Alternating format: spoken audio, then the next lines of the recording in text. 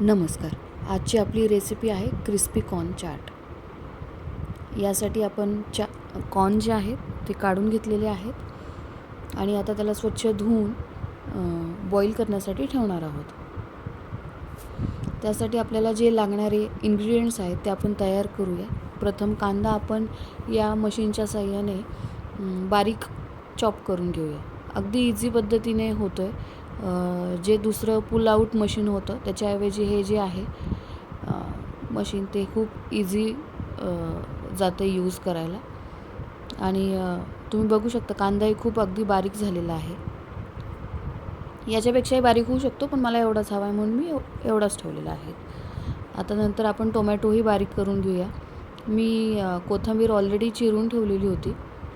आता हे जे कॉर्न आहेत ते आपले व्यवस्थित बॉईल झालेले आहेत. ते आपण त्याचे पाणी काढून घेऊया आणि एका बाउलमध्ये आता ते कॉर्न टाकूयात.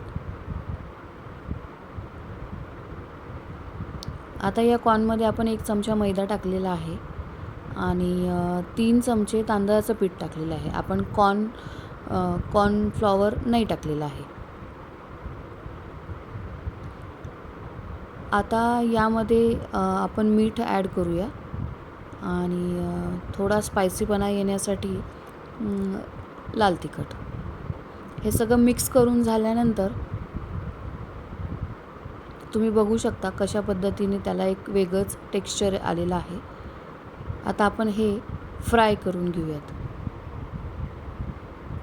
बारीक गॅसवरती आपल्याला फ्राय करायचे जेणेकरून ते जास्त फ्राय होऊ नयेत म्हणून. एक प्रॉपर टेक्स्चर आल्यानंतर, प्रॉपर कलर आल्यानंतर आपल्याला त्याला काढून घ्यायचे आहेत. गोल्डन कलर आल्यानंतर तुम्ही बघू शकता त्याचा कलर कसा आहे. आता यामध्ये आपण जो बारीक चिरलेला कांदा, टोमॅटो, कोथिंबीर, थोडंसं लिंबू स्क्वीज करून घ्यायचं आहे. त्याने आणखी थोडी टेस्ट येईल आणि थोडा चाट मसाला. आता हे सगळं मिक्स करून घेतल्यानंतर आपण एका प्लेटमध्ये सर्व करूया. आपली याची प्लेटिंग रेडी आहे. तुम्हाला ही शॉर्ट रेसिपी आवडली असेल तर लाईक आणि शेअर करा आणि तुम्हीही नक्की ट्राय करून बघा आणि चॅनलला सबस्क्राईब करा. थँक्यू.